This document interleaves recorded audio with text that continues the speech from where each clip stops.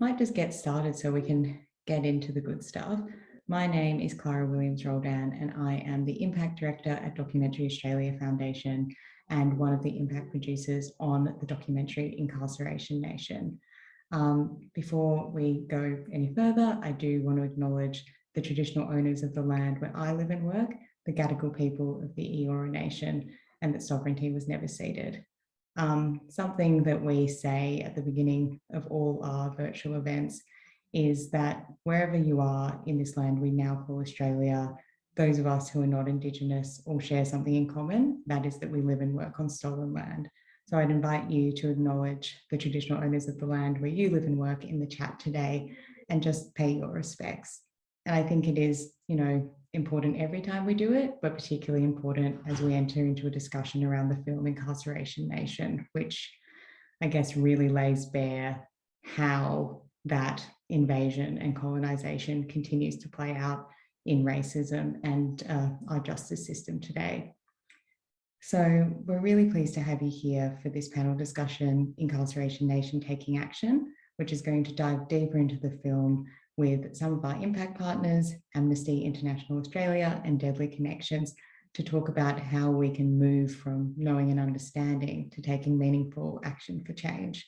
I'm going to disappear, but first I'm going to introduce you to our moderator, Maggie Munn. Maggie Munn is from the Gungari Nation in southwest Queensland. Maggie is working with Amnesty International Australia on their campaign to raise the age of criminal responsibility, and she's a campaigner over at Amnesty. So thanks, Maggie. Thanks, Clara, and hello, everyone. I too would just like to take a moment to acknowledge that I am joining today in this session from Yagara and Turrbal country in Meanjin, which is now known as Brisbane. And I'm really pleased today to be able to talk with Keenan and Rodney about the film and a few other sort of deeper things too. So I will get Keenan to introduce himself for us, followed by Rodney. Thank you, Maggie. My name is Keenan Mundine. I'm a proud Biripi man and Waka Waka man. So my mum comes from the mid-north coast here in New South Wales, Taree. My father comes from a big mission up in Queensland called Cherbourg. So that's where my roots come from. But I was born and raised on Gadigal land in the block. And I'm coming here tonight from Durry land in the Eora Nation, and I pay my respect to elders. Thanks, Keenan. And Rodney, don't forget to take yourself off mute. Thanks, Keenan and Maggie. Yeah, my name's Rodney Dillon and I'm a Tasmanian Aboriginal man. I've been fighting for the rights of our people since I was a young boy, I suppose. Some of the rights that I fought against is poverty, the rights to protect our heritage, repatriation, justice, and I had them all written down here, but I've lost the page. There's many other things that I've spent my life fighting for in those areas, and about education, health, housing. These are many things that we've moving people off their homelands. There's some of the things that I've worked on in my lifetime. So thank you, Maggie and Keenan. Thanks, Rodney. And Rodney and I work together at Amnesty International. We work in the Indigenous rights team and get to work alongside Keenan as well in our campaign to raise the age of criminal responsibility, which is, an exciting campaign that we're a part of and fighting very hard for, and hopefully seeing some movement soon. So tonight, I've got a few questions lined up to ask you both, but we will just see where the yarn takes us, I guess. And I guess when I watched this film, Incarceration Nation, I think we all got to see it a little bit early because we were partnering with the film. And Keenan's story that he so graciously shared with us was a really big part of this film. And I found it the whole film really difficult to watch as an Aboriginal person, and I don't think anybody really would have sat through it comfortably. Why do you think it's so essential for people to watch this film in particular, but understand the struggles of our people in this country? Either one of you can go first. I can go first. I think that just that thing when we talk about incarcerating our people, and they've been doing it for so long, for so little, instead of having diversion programs in place to move our people away from that system. When they're moving it's like a big funnel, isn't it? And they move our people into that justice system and they never come back up that funnel. They always keep going in that way. And I think that how many lives, Aboriginal lives, have been damaged in this system for so little, for so frivolous things, to start off kids' careers as criminals. And I think that we need, and it's very evident in that film, and how many people, and how powerless we are as a race of people. We're so powerless. They control the justice, they control the court. If one of our people get killed in the prison, they control all the evidence. We've had all these people die in jail and there's not one person. So we go from going in for such a small thing to end up dying in this system. And you know what? There's not one report about those people. And not one person's been held accountable for that. So I think it's from the small amount of things that our people go into jail for, the amount of damage it does to the person, the amount of damage it does to the family from not having that person, and the amount of damage it does in the future. I think it's just a really sad, and it's very clear in that picture of how that turns out. And I think that's what, and I suppose I should be retired, but I'm still doing this work because it's something that you can't leave once you start it. And I guess, Keenan, you'll be doing it for the rest of you, and Maggie, you will be doing this for the rest of your lives, and you will not be able to leave it because of the sadness of it. Yeah, that's right. Yeah, I'll share my thoughts, and I feel some of the feedback that I've been getting around the film from my sort of allies and non-Indigenous counterparts, and even for myself, was that it showed, I guess, the overwhelming systems that impose such, harmful systems upon us, and how we're overrepresented. What this story has done for us has looked at not just on an individual and like a micro scale, it looked at it on a macro scale, and it took everything back to when the first fleet came, imposed the colonial government systems on us, and then it bring it all the way up into context to now, from 1788 being 100% population to now being 3% population, and all of the rest of the shocking statistics around, child removals, out of home care, deaths in custody, juvenile imprisonment, adult imprisonment, women on the rise. Like, this isn't just individual sort of choices and circumstances. There are multiple layers that are at play, and that's because of the colonial system that was imposed on us. And all of these orders and policies, the child protection policy, the Aboriginal protection policy, the referendum, stolen wages, and it really planted a big seed for me to say, our fight is going to be continual, but now we know what we're up against. We know every sort of facet and the way in which it impacts our mob and our people. So now here we are, and we have this platform to say that we have the solutions, and we can talk to the far right and say, you're doing it all wrong. You're wasting money. Maybe if you diverted some of the money, we could fix a pothole in the road next to you, or fix a street next to you. But above all of that, we can invest in our communities and start healing individually and collectively, and have pathways and opportunities for every Aboriginal member in our nation, not just the ones that come from middle class communities who have, resource mums and dads that finish school. We need access and equal access for opportunities for all of our mob, no matter where they come from, suburban, urban, rural, remote communities. They need to have the same access that I've got here in Sydney to health, education, employment, housing, all of these things. And those are the things that sort of have been imposed on us, and now we're in the position of being the most incarcerated people in the world. Yeah, that's it.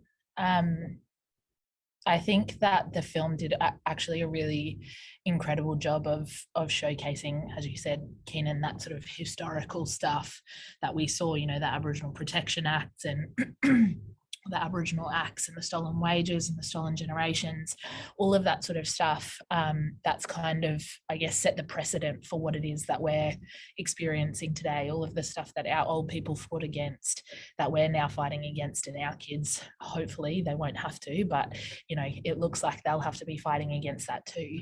Is that something, brother, that has formed a really big part of the reason that you do the work that you do? And I think for me, like my passion is in sharing my experience, because, you know, if I wasn't involved in that, it would have been just numbers, stats, and data. And I'm just one voice of those many numbers. And there are many brothers and sisters that have had terrible starts at life or been exposed to horrendous, you know, things that they shouldn't have witnessed as children. You know, grown up in marginalized communities, in poor, like low, below average living conditions, overcrowding, and you know, for me to be able to step up and do what I do to give them hope. You know, I don't do it for me, but like, as humbled as I am, I do it for the little brother that's still locked away. You know, that little 13-year-old that's been arrested and taken 15,000 k's away from his hometown and locked away from his family. I do it for them, and yeah, that's why I am in my boys. And that's my passion and my drive. And I'm just fortunate enough to have people like you guys be allies and accomplices and work alongside me, and mob that support me. And now I've created my job to be able to share my experience and to be able to give back to my community and help them heal and repair from their sort of experiences. So I hope that answers your question, Maggie. Yeah, no, it does. And I think, you know, especially, you know, it was very gracious and very brave of you to share your story through the film and the other work that you have done as well. And I think for a lot of mob, they could see their experiences play out in the same way that yours did. And I recognize that, you know, some of your story was very true of some of my cousins and others in my community as well. And so I think it was really, I don't know, for me, it was really validating to see that play out, and to see that, you know, somebody who is strong and who is powerful, you know, can come out of that. And I think it was really, yeah, it was just a really powerful kind of way to show, you know, that it's all right for mob to go through this, and we can make it out the other side, you know, and that there are people in their communities who will continue to show up for them and will continue to fight for them and alongside them as well. And I was just really grateful for that. I think especially a lot of young men will have been as well. Rodney, for you've been fighting this for a long time. Not calling you old or anything, but you've been fighting this fight for a very long time. How do you keep it up? How do you keep going when all of this stuff is so grim at the moment for our people? I think you see people like Keenan, who's come out the other side of it. Look, I think that with this work that we do, and whatever all of us do working in this space, I think that talking about we can make change. We can change a lot of people's lives here, and you know, we can put them on the right path of direction.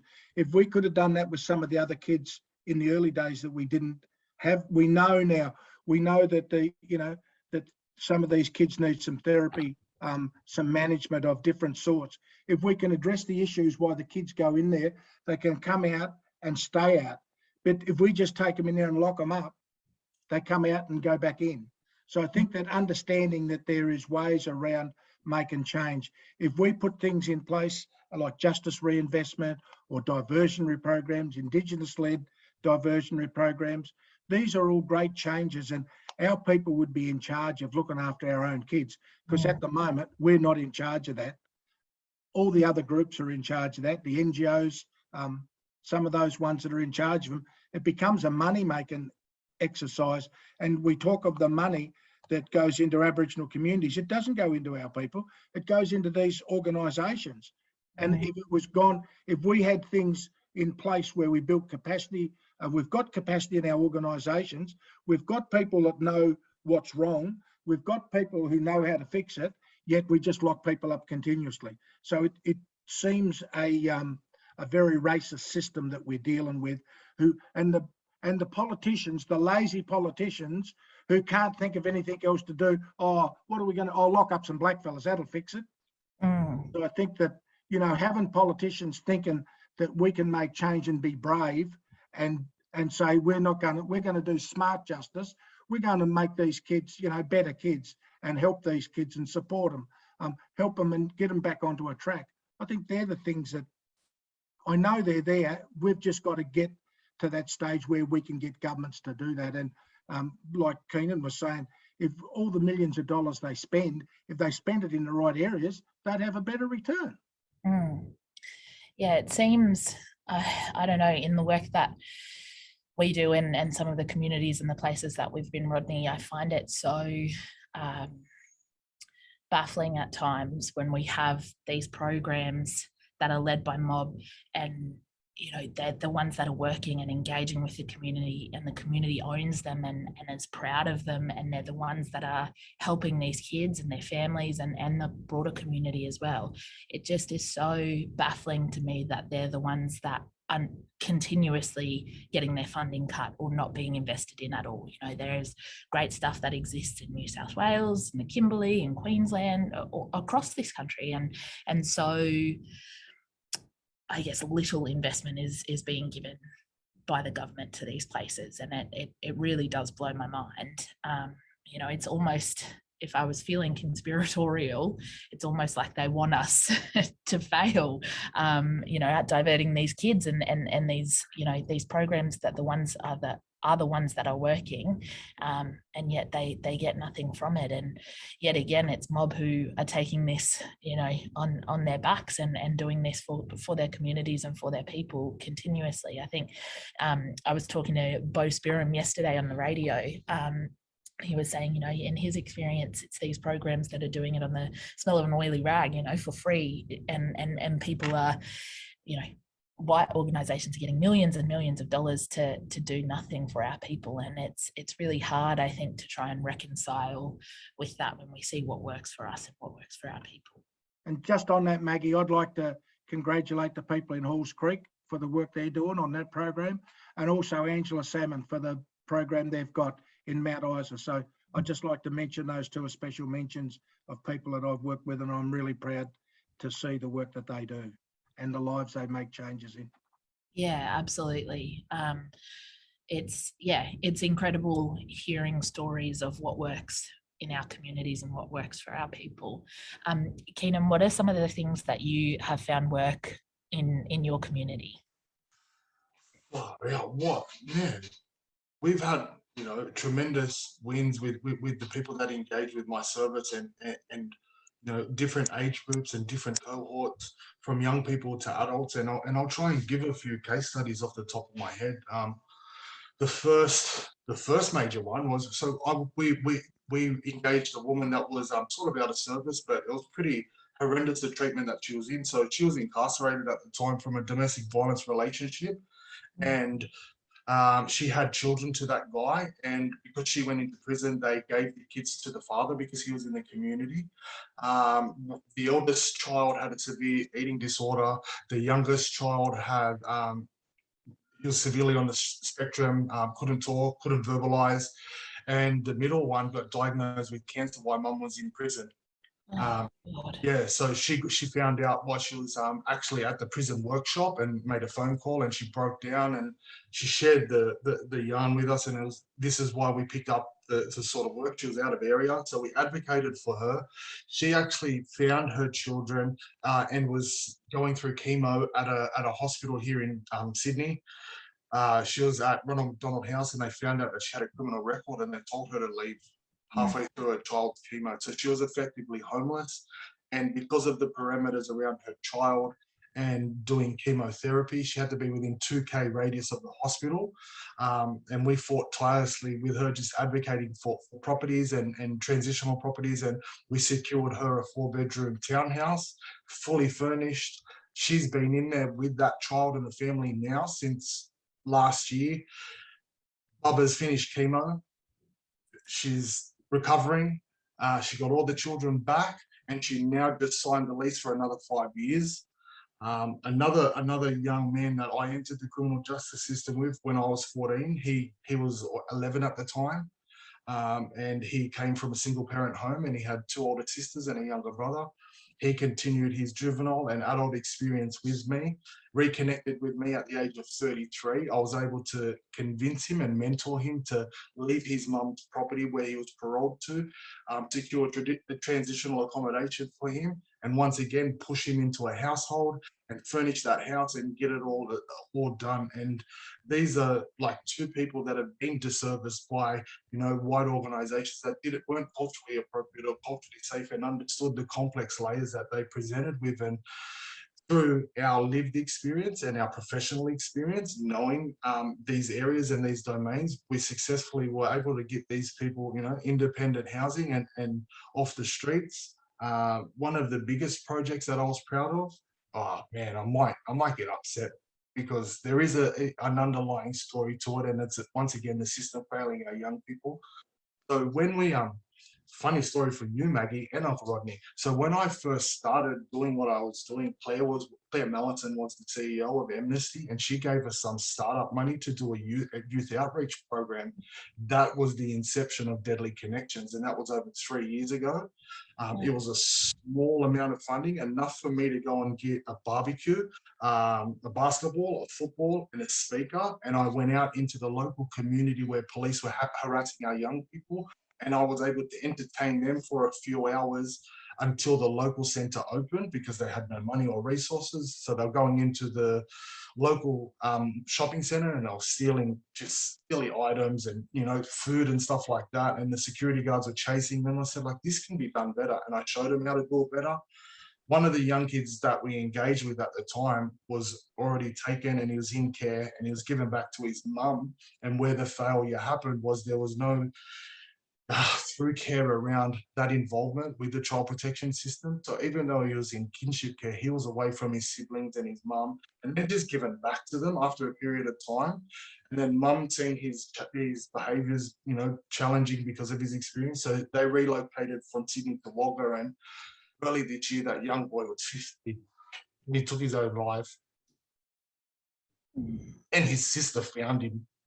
So they're still repairing from their incident, and we're trying to, talk and change these systems when, I get that these things happen, and, child protection and child safety, but there's a better way to do it, and that's through care. You can't just take a child from a family, give it back to the family and say, okay, you're good now. There needs to be therapeutic counselling, there needs to be trauma-informed care, there needs to be care around, the individuals, the siblings, the family, and this is talking from experience.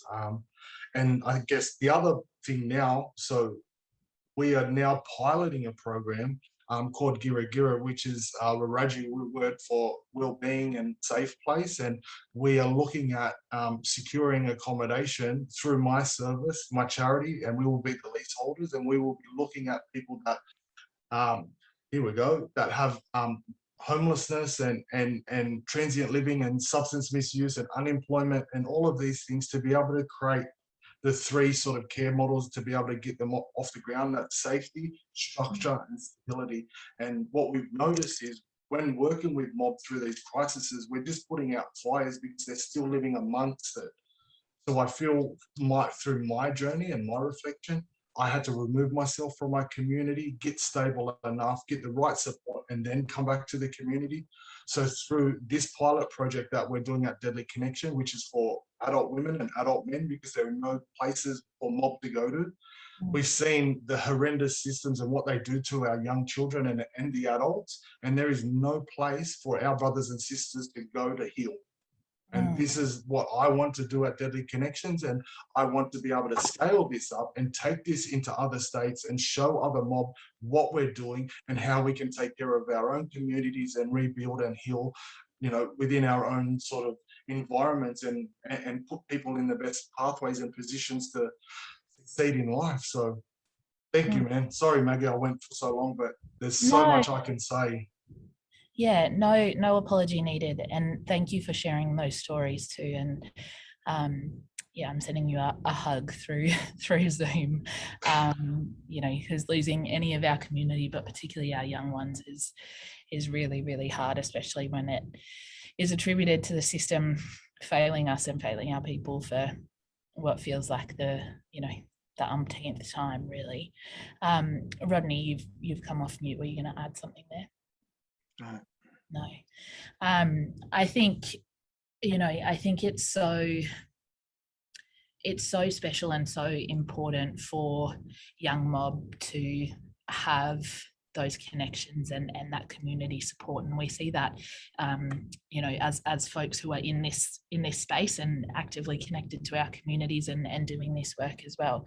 But I think everywhere that Rodney and I get to travel a lot for our work, not quite at the moment because of border restrictions, but we do get to travel to a lot of different communities around the country, and recently we were up in Halls Creek in the Kimberley a few months ago, and we spent a week, I think, up there and talking with the community there who had, there was that, I guess they call it like a youth crime crisis in the papers and stuff, but there were lots of kids who were disengaged with school, had trouble at home, had all of these sort of underlying conditions that were causing them to lash out and muck up, and property damage and theft and sort of those simpler offences, really. And they had experienced that over a 12-month sort of period. It had kind of escalated and continued to get worse, and the community and the elders sort of took ownership of it and said, we're not going to tolerate this anymore, we need to do something about it. But instead of I guess instead of calling the police on them or relying on the system that doesn't serve us and doesn't work with us, they banded together to create sort of a community approach, really, and their elders really took ownership of it. And they have a program up there called Ullabud, and they essentially have sort of almost like intensive case management, I guess. They have brothers from the community who are not much older than the kids that they're working with, going out and talking to these kids and talking to their families. They have uncles out on the street at night time to remind these kids to scoot home at 9 o'clock instead of walking around on the streets, and if there's a reason that they're unsafe or that they're feeling unsafe at home, the uncles and the aunties work with them and work with their parents to provide some safety and some support there. And even it's as simple as, I think too, when the community owns the issue and works with its young ones to support them and make sure that they're okay, we know as blackfellas that that's what works best for us. But we see it all the time in all community work, when the problems are dealt with at the cause rather than like you said, putting fires out or putting band-aids on it. That's when it really works. Like there even Rodney and I were talking a little while ago about kids who were living in houses that didn't have appropriate hot water. So in winter in the desert up there, it gets properly cold, so they couldn't have a hot shower in the morning. They didn't want to get out of bed and go to school, because they didn't have any hot water. So these uncles and others in the community were picking them up, taking them somewhere where they could have a shower and have warm brekkie or whatever, and then going to school so that they could actually have a full day of education rather than avoiding school because they couldn't have a hot shower in the morning. It's things like that I think really a lot of people don't understand is at the core of our work, and it's fighting for those basic human rights, really, to make sure that our kids and our old people and everyone in our community is supported at that level, to have access to all of those things, to then be able to go out and have a normal day. Like we've got to fight so many battles just before we get out the door most times, and I think once we start to understand, as a society in this country, once we start to understand that that's what we have to battle, I think that's where some success will really come. Yeah, Rodney, sorry, were you going to say something? No, but I think that, like what you're saying, it's as simple as not having hot water till 10 o'clock of a morning. The kids can't go to school without a shower. I think, and then we know that kids that don't go to school end up in the justice system. We know that there's a pipeline between not going to school and the justice system, and the kids don't get an education. The only education they get is a criminal one, and that's the career, starts the career. And normally the the detention centre's not that far from the big prison, so they can see where they start their apprenticeship and they can see where they finish it in the big house.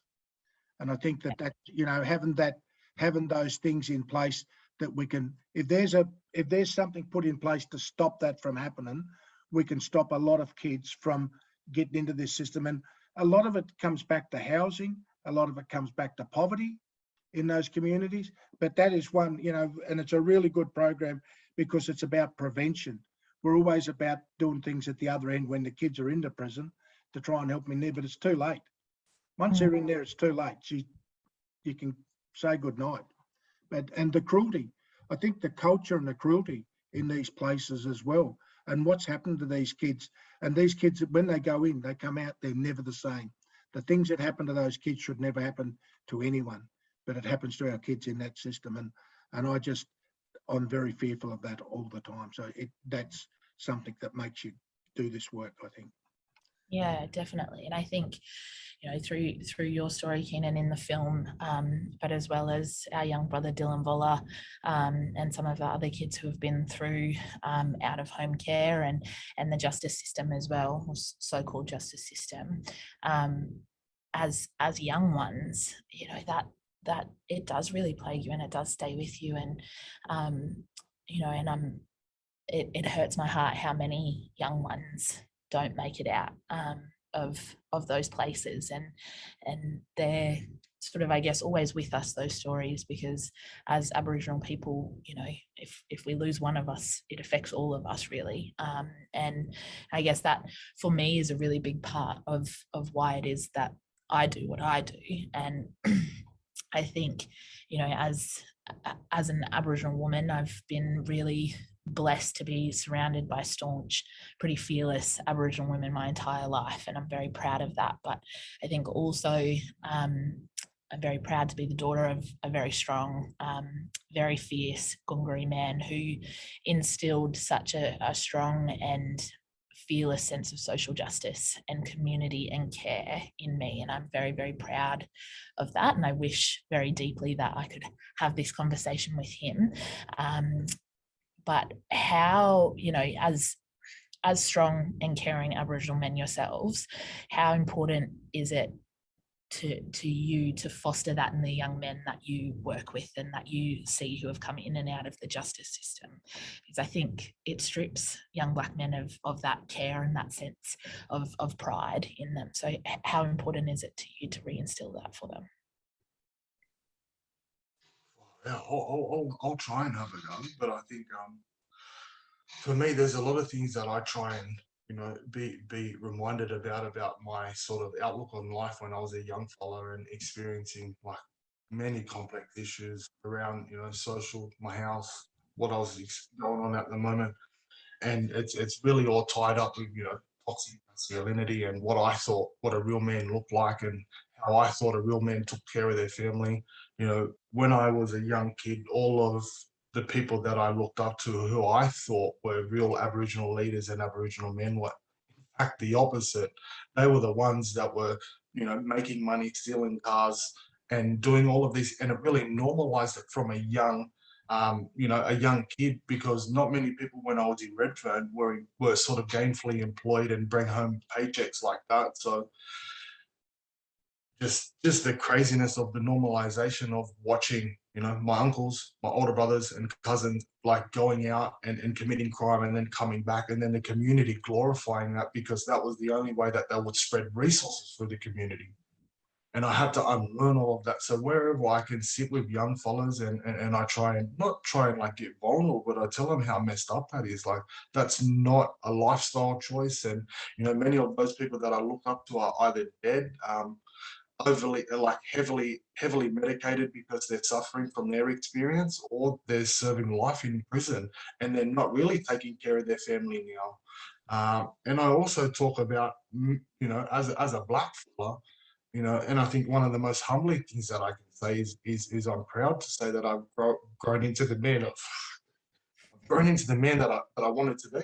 I wanted to be a husband. I wanted to be a legitimate person, putting legitimate money in my household, teaching my kids how to take care of people who are less fortunate than you, teaching them real life lessons that, you know, unfortunately my father didn't have the skills to be that dad, but I'm being that dad every day, and I'm being that guy every day, and I'm trying to not only give it to my kids in my household, but repair my community, man, like one person at a time. And I just be real and raw and authentic, and it's very it's very easy for me to be in that space, and I see how uncomfortable they are, but then they come along and it's not that I break them, but they're like, yeah, this is messed up, you know, my dad's doing this, my mum's doing this, and when I go home I see this, and that's when I get to make you know, a really, really good impact on how to keep them safe and how to keep them protected, and give them options and safety plans,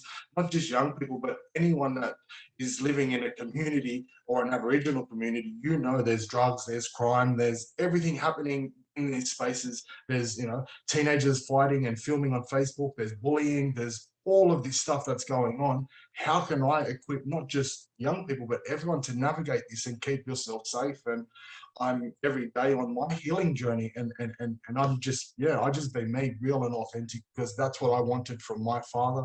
That's what I wanted from my older brothers. That's the guidance that I wanted from a warrior who's walking a path that nobody walked, to say, you know, I don't know what's ahead, but I've got some food on the table, my bills are paid, and I've got a little bit of pocket money, and whatever's left is a journey. So let's just take it one day at a time, rather than trying to outmaneuver and outsmart everyone. So that's for me one of the proudest and most humbling things, to be able to, you know, be there for young mob and try and redefine that, you know, Aboriginal male role in our community. Yeah, you should be proud, brother. I think the work that you do is so fantastic. Thank you. And Rodney? Look, Maggie, I couldn't get past that. I think what Keenan does is a real role model within himself, and that's what some of our kids need, is a Keenan. And you know, there's young girls need models like yourself and other women as well, having role models for our young girls and boys.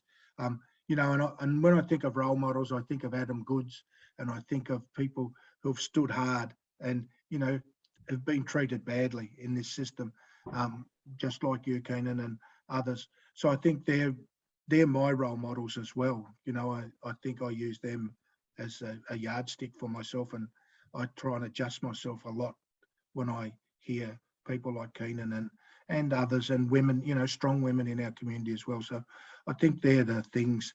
But certainly it's very hard for some kids that have been, that are in the middle of that, Keenan, and there's nowhere else for them to go bar the crime or the bullying or the bashing in the prison. And every one of them wants to try and be the top of the heap, and unfortunately they can't be. And we've got to try and equal it out to help those people get back into society. Because you take a 18-year-old Aboriginal boy with a criminal record, guess where he's going to be when he's 30? Not many of them break that system, and they're the cycles we need to be talking about breaking. They're the things we need to start giving the kids when they are in the prison careers, for when they come out they can make a living. The only way they can make a living at the moment is by going and doing exactly what they went in for. So we need to have a look at what makes change for those people as well. Definitely. I just have one more question from me, and then we've got some questions that have come through from some of our audience members as well. And the last question from me is, noting that I guess that Amnesty has a long tradition of encouraging folks to take action and challenge injustice and stand up for what's right. How can we you know, how much impact, I guess, does an individual taking action have, and what's the sort of the most powerful thing that they can really do for mob, really, and for alongside mob and alongside our communities? That was like 38 questions in one. Yeah, true. I'll break it down for you. So, because we have this long tradition of challenging injustice, what's the best sort of impact, I guess, that folks who are taking action can have? Man, I come from a different life where, you know, I hate sort of like extending my hand and asking for things. But I have to unlearn that and put myself in a position to say, you know, you've heard some of the stories of organizations who are working in communities and pockets and how under-resourced we are. So the first thing, you know, and I hate coming at it from this angle, but the first thing is resourcing ACOs who are working in this space, doing your research on you know, who they are and who they get funding and support from. But most importantly, you know, finding those smaller Aboriginal community controlled organizations and donating directly to them. Also sharing who they are with your networks and your social networks. So, you know, within your friendships, your home and your workplace, hey, have you heard of these guys? Look what they're doing. Share it. I can also talk about on another individual level, and I can give another little great story about my partnership with Amnesty International and the power of people. So when all the stuff was happening in Dondale, when the former Prime Minister was in power then, Malcolm Turnbull, and his seat of Wentworth was at Vaucluse, and they went out and got over 7,000 signatures and actually got a private meeting with myself and some guys from Amnesty to talk about youth justice and with the former Prime Minister. So that's how powerful people power are, and, you know, doing multi-layered campaigns, whether it be, you know, donating, signing petitions, signatures, staying in touch with local members. What else? Like staying in touch with your local parliament and having a look at some of the inquiries and phoning them and saying, hey, what's going on? Those are the ways how we create not only like community level grassroots change, but systemic and policy reforms and law reforms. And that's how we can do it, you know, together. I think the other most important thing is don't do for mob what mob can't do for themselves. Stand beside them, walk beside them, don't walk in front of them, don't walk behind them, stand beside us, and always allow us and elevate our lived experience and our voice at any forum over and above anybody else, whether it's Indigenous, where those forums are sort of Indigenous perspectives. For me, I've been campaigning now for a while, and had the privilege of doing some raising the age stuff with Uncle Rodney, and I'm just so humbled that, you know, I've been able to be in this space and not only work on the grassroots, but link up with you, Deadly Mob, and, you know, fight for systemic change. So that's how I see we're going to make a difference, through that multi-layered approach, by supporting grassroots services, changing legislation in local, state and federal parliament, and then we change laws and we get access to more resources and fundings, and then hopefully we can see the closing the gap sort of strategy and campaign come to life, and see our mob move from surviving to thriving. Yeah, 100%, brother, 100%. Rodney, what do you reckon? Look, I think that, yeah, never underestimate signing petitions, to especially going to attorney generals and people like that. Also, rallying against sometimes local councils as well, because some local councils have laws in place that actually send our people into the prison. So it's getting around the local councils, like the Alice Springs Council, how they don't want Aboriginal.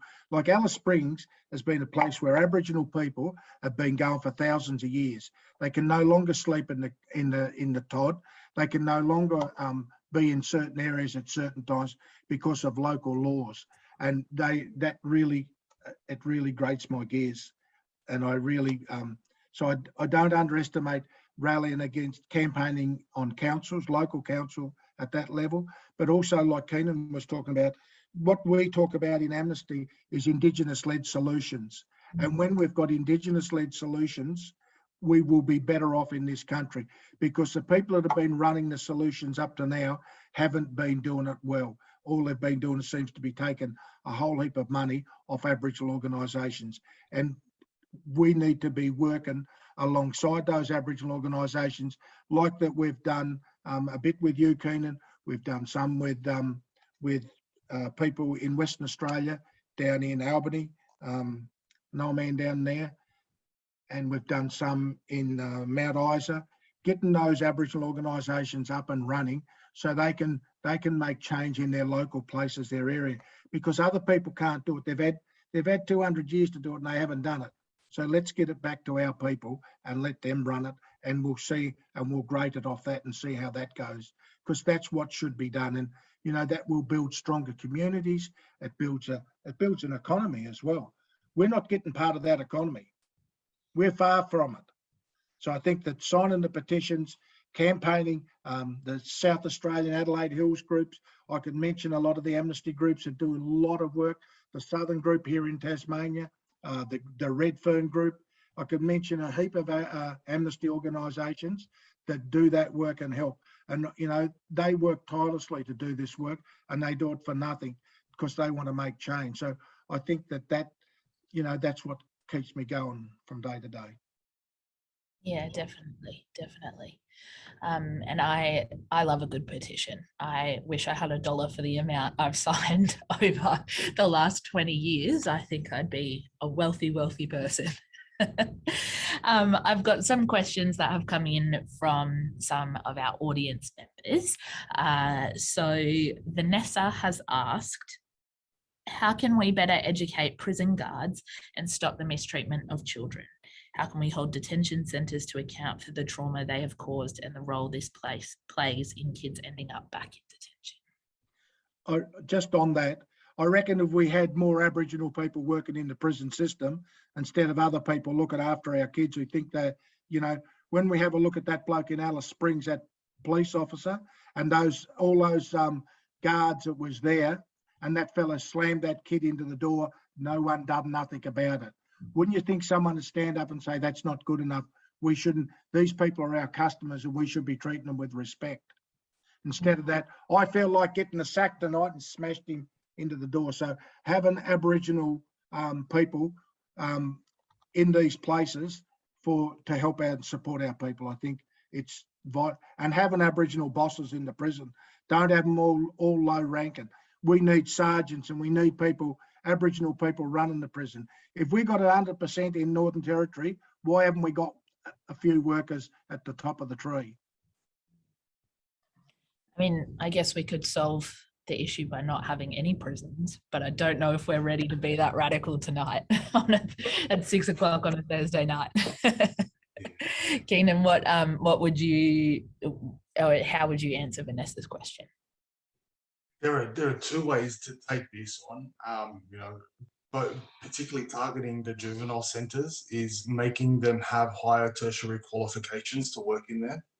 So making them have social work degrees, making them have counselling degrees, make them all go to university and study before they work in these institutions, because I'm not sure if many of our listeners understand a majority of the workforce in these institutions. They aren't fully qualified degree with social work degrees or university degrees. They're ongoing studies, probably first year, second year.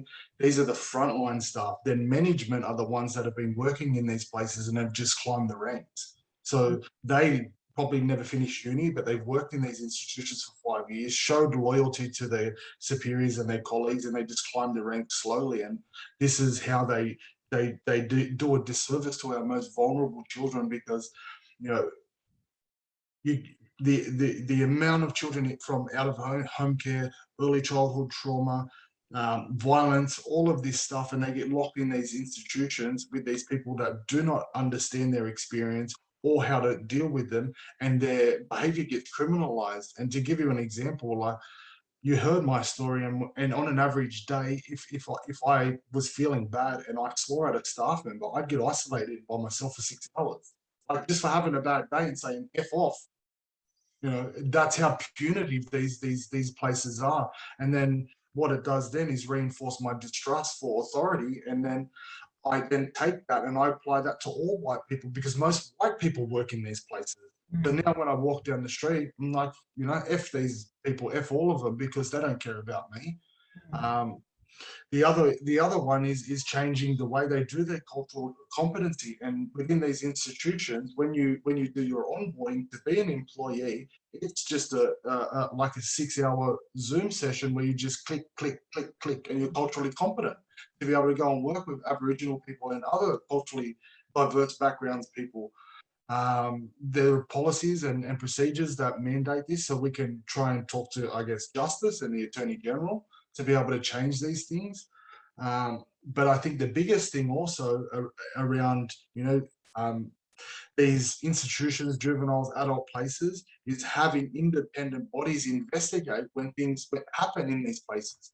Not having the police investigate themselves, not having the government investigate themselves, have independent bodies, hopefully Aboriginal people when there's a death in custody, who are appointed by community, not just tokenistic that, oh yeah, I'm the government and I'm just going to appoint this Aboriginal guy who worked under me and he's going to go and investigate it. No, we need it fully transparent and fully independent to be able to investigate not just deaths in custody, but look at the stuff that happened in Dondale. If that was an independent investigation, it would have came out earlier. Like I said, I've got a lot of knowledge in this space and I've got a lot of time, and I'm really glad these questions are asked, because not many forums ask questions like that. So I feel like raising the bar on people who are employed in these places and more rigorous sort of psychometrics background on these people working with our vulnerable children and our vulnerable women and men, which will then give them a therapeutic sort of nature as much as they can in a violent environment, but to be able to treat them with dignity and respect and then send them back to their community. Because the biggest thing is majority of inmates and juvenile inmates coming back to a community near you. How do you want them returned? Broken, dismantled, resentful, angry and upset, or treated with dignity and respect and healing and getting therapeutic treatment and getting access to education and being treated with equality? That's what I want, because no matter if they're mob or not, I want to know that if they go to jail, they're going to come out better than they went in. So, yeah, and that's often the way, isn't it? If prison worked, we wouldn't be in the situation that we're in. There is no space for rehabilitation or healing or remorse or accountability in these places. It's a band-aid solution at best, and an absolute living hell at worst. And the idea of anybody being in these places under the guise of healing and rehabilitation is just a joke to me. But particularly our little ones going through these places, not even understanding the gravity of what it is that they have, been found to have done. It's mind-blowing. I would much rather see the money that's being poured into prisons and poured into expansions of police invested instead in the right accountability and rehabilitation frameworks that work for everyone in prison, but particularly that work for our people who, are making up some of the biggest numbers in these places. We don't belong there, and nobody belongs there. They belong in places that focus on healing them and transforming the way that we look at justice, I guess, and how we get accountability. That's the most important part of this whole puzzle of trying to, overcome it, I guess. I've just got a few more questions that have come through. So Lucas has asked, or they've said that they've used this documentary, Incarceration Nation, as a teaching tool in their university classes. As a white man teaching a predominantly white classroom, what can we do and what can they do as future people working in the system?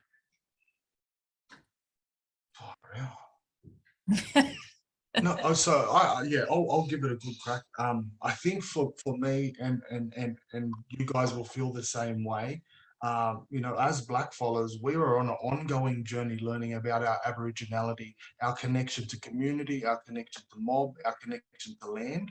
So I encourage, the non-Indigenous people here, particularly those that are at uni, wherever you can read and soak up knowledge and information about culture, about our history, about our many diverse language and clan groups, that's how you become a good ally.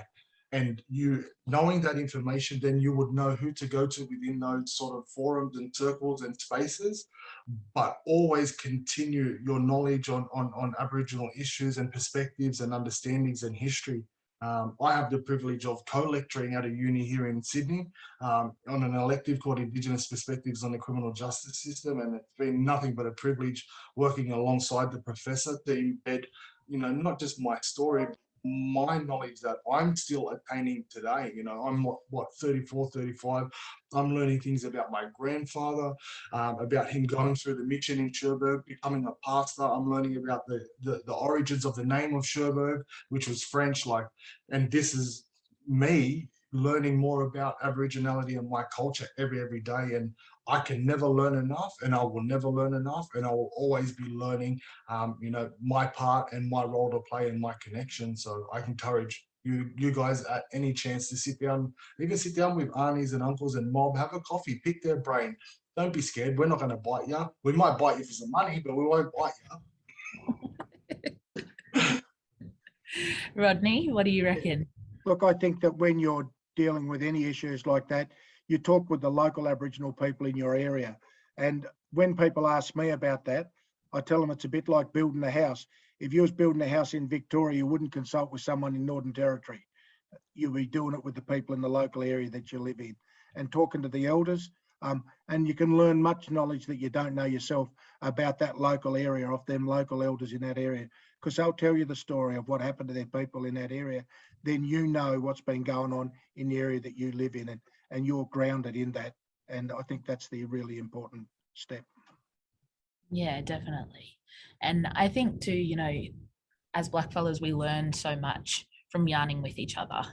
You know, I've learned so much from Rodney about his people in Tasmania, and, you know, just from having simple conversations. And I think people build up this, you know, idea that engaging with your local blackfella is like this really big, scary, intimidating process. Like, we're not a different species. Just have a yarn with us. Like, it's not, you know, the be all and end all. Just be polite, make a strong cup of tea, and you'll be grand, I think. That's at least what my nana always used to say. So I'm looking at the time, and I think we've only got a few minutes left. So I just wanted to say a really big thank you to both Rodney and Keenan for sharing parts of their story tonight.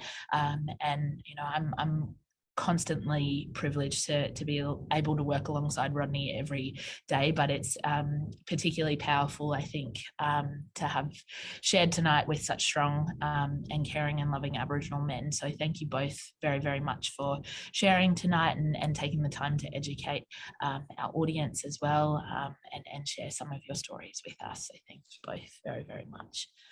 And thank you, Maggie. We learned a bit off you as well. Thank you. And I think just a few last sort of little minute things. This session is being recorded, so if you'd like to get a copy of that, I think it will be available down the track, and Clara has posted the details about that in the chat as well.